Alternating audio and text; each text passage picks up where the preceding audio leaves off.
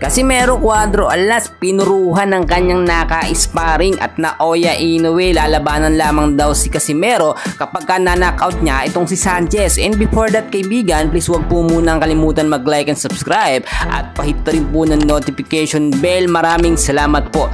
Tuloy-tuloy po ang ensayo na ginagawa ngayon ng ating angas ng Pinas Casimero Cuadro Alas. Nakakailang sparring na po siya mga kaibigan at halos araw-araw itong si Casimero ay may update po sa kanyang FB page. Well, alam naman natin dahil nga po sa nalalapit na October 13, 2024 kung hindi po ako nagkakamali ay lalabanan po ni Casimero itong si Sanchez. At ayon po sa ating mga nakuhang updates, no, kahit mismo itong si Naoya Inoue ay hinihintay at inaabangan po ang magiging laban nga nitong si Casimero. Alam naman natin sa social media itong si Angas ng Pinas kung hamunin na lamang niya itong si Naoya Inoue ay ganun-ganun na nga lang, no. At sa huling naging laban naman ni Naoya Inoue kontra kay TJ Doheny, nakita naman natin mga kaibigan round 7 lamang, no, TKO itong si Doheny.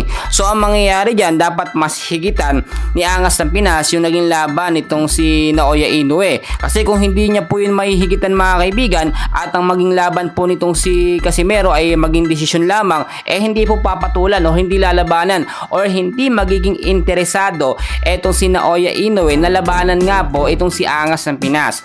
Well, alam naman natin ngayon, no, ay matindi ang ginagawang ensayo ni Casimero pero hindi niya po binibigay or pinapakita lahat ng kanyang full 100% sa ensayo, especially sa kanyang mga nakaka-sparring.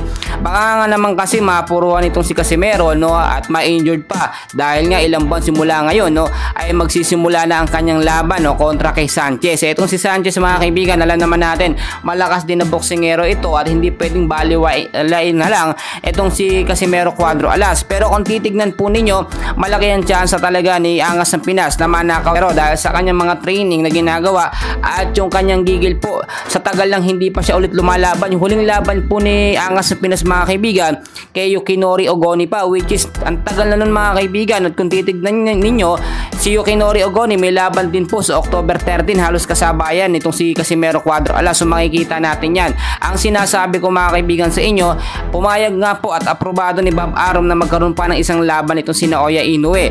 At ito naman si Casimero Cuadro Alas, kung mapapabilis po yung magiging laban niya dito kay Sanchez, posible pa siyang magkaroon ng isang laban, no, at aabangan po natin yan dahil propose po ng lahat ng mga fans, no, ay labanan ni Casimero itong si Naoya Inoue at depende na rin po yan sa kanilang mga promoter.